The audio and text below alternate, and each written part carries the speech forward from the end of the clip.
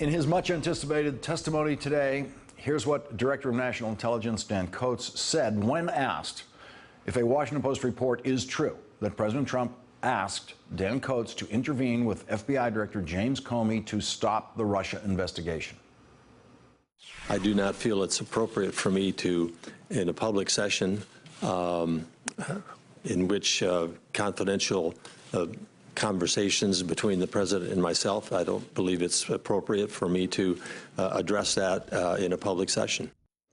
But Director Coats and National Security Agency Director Mike Rogers got themselves into trouble at the hearing when, after claiming they could not discuss confidential conversations with the president, they then characterized those conversations. To the best of my recollection, I have never been directed to do anything I believe to be illegal, immoral, unethical, or inappropriate. And to the best of my recollection, during that same period of service, I do not recall ever feeling pressured to do so. I have never been pressured. I have never felt pressure to intervene or interfere in any way and shaping intelligence in a political way or in relationship to an ongoing investigation. After that, Senator Angus King of Maine challenged their refusal to answer questions about conversations with the president. So then I'll ask both of you the same question. Why are you not answering these questions? Is there an invocation by the President of the United States of executive privilege? Is there or not? Not that I'm aware of. Then why are you not answering our questions? Because I feel it is inappropriate, Senator. What you feel isn't relevant, Admiral. What you feel isn't the answer. The answer is, why are you not answering the questions? Is it an invocation of executive privilege? If there is, then let's know about it. If there isn't, answer the questions. I stand by the comments I've made. I'm not interested in repeating myself, sir. And I don't mean that in a contentious way. Well, I do mean it in a contentious way. I don't understand why you're not answering our questions. You can't. When you were confirmed before the Armed Services Committee, you took an oath. Do you solemnly swear to give the committee the truth, the full truth, and nothing but the truth, so help you God? You answered yes to that. And I've also answered that those conversations were classified, and it is not appropriate in an open forum to discuss those classified conversations. What is classified about a conversation involving whether or not you should intervene in the FBI investigation? Sir, I stand by my previous comments. Mr. Coates, same series of questions. What's the basis for your refusal to answer these questions today? The basis is what I've previously explained. I do not believe it is appropriate for me to What's the basis? I'm not satisfied with I do not believe it is appropriate or I do not feel I should answer. I want to understand a legal basis. You swore that oath to tell us the truth, the whole truth, and nothing but the truth, and today you are refusing to do so. What is the legal basis for your refusal to testify to this committee? I'm not sure I have a legal basis, but I'm more than willing to sit before this committee and during its investigative process in a closed session and answer your question. Well, joining us now, John McLaughlin, the former acting director of the CIA. He's an MSNBC national security analyst, and Ned Price, former senior director and spokesperson for the National Security Council and a former CIA analyst. He is an MSNBC national security analyst. John McLaughlin, I don't understand what they meant by those conversations were classified.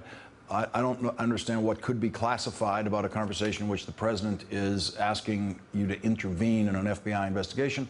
And how do you think they should have answered that question today? Well, Lawrence, you know, I respect both of these individuals. And I understand that on occasion you don't want to talk about private conversations with the president. I think today, with respect for them, I think today they misjudged the gravity of the situation.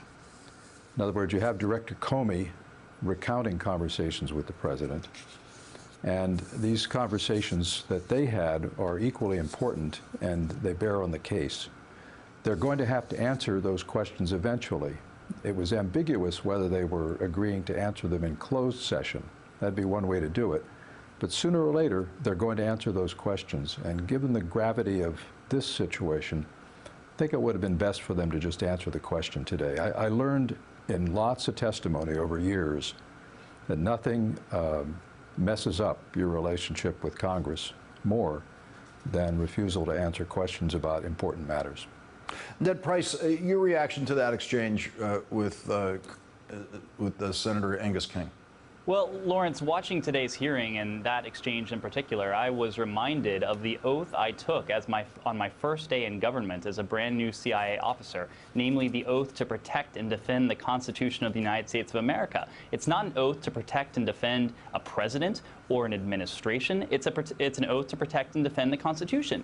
And you got the impression, listening to those two individuals today, that they were attempting to protect the President of the United States and not fulfilling their constitutional obligation. Why do I say that? I say that because, as Senator King so artfully and pointedly, I should say, pointed out, they had no legal basis not to answer these very factual cases. Bob Mueller, the special counsel, did not ask them to refrain from answering these questions. The White House apparently did not invoke executive privilege in this, and of course, these exchanges were not classified. That renders them without a justification to answer these simple questions, which, frankly, Congress deserves answers to in its oversight role. I want to show another angle in the questioning that came up today, and this is Senator Kamala Harris, and she pointed out that the special prosecutor is not truly independent and actually is still in a posture where Special Prosecutor Mueller could be fired under certain circumstances. She tried to get the Deputy Attorney General to agree to giving a written guarantee that Mueller could not be fired, and she couldn't get that guarantee. Let's listen to this. Would you agree, Mr. Rosenstein, to provide a letter to Director Mueller, similarly, providing that Director Mueller has the authority as special counsel, quote, independent of the supervision or control of any officer of the department, and ensure that Director Mueller has the authority that is plenary and not, quote, defined or limited by the special counsel regulations? Well, Senator, I'm very sensitive about time, and I'd like to have a very lengthy conversation and explain that all to you. I tried to do that. Can you give me a yes or no answer, in the closed please? briefing. Well, it's not a short answer, Senator. The answer It is either you are willing to do that or not, as we have precedent in that regard. But Mr. Chairman, they should be allowed to answer the question. I realize that theoretically anybody could be fired, and so there's a potential for undermining an investigation. I am confident, Senator, that Director Mueller, Mr. McCabe, and I, and anybody else who may fill those positions in the future will protect the integrity of that investigation. That's my commitment to you, and that's the guarantee that you and the American people have. So is that a no?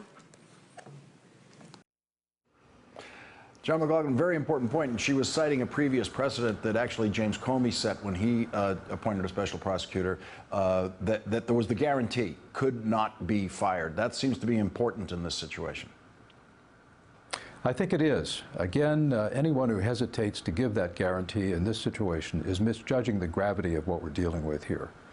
This isn't patty cake. This is government at its most dangerous moment. It's about an unprecedented situation in many respects, even though there are parallels to some previous scandals. So I think it was a mistake to not just make that statement unequivocally that Bob Mueller will not be fired.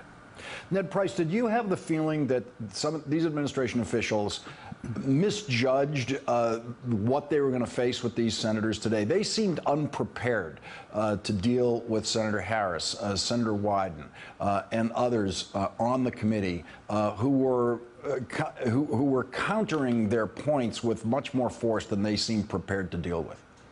It seems they completely misjudged it, and the ploy they came in with was clear as day. They didn't want to talk about facts. They did not want to talk about what the president had asked of them or directed of them or ordered of them. Instead, they wanted to talk about their feelings. These are hard-nosed national security officials, intelligence officials, law enforcement officials, and others, and here they are just talking about their feelings. They didn't feel they had been pressured. They didn't feel they were under any obligation to take a particular course of action. Those were very pointedly not the questions that the senators asked, and the session, as we've seen, became very heated because of that. It was like they thought they could get away with a session with their psychologists, just talking about their feelings and impressions rather than what had actually transpired in the Oval Office in these discussions with the president, where very clearly, according to multiple accounts, including what we saw from Jim Comey today, there were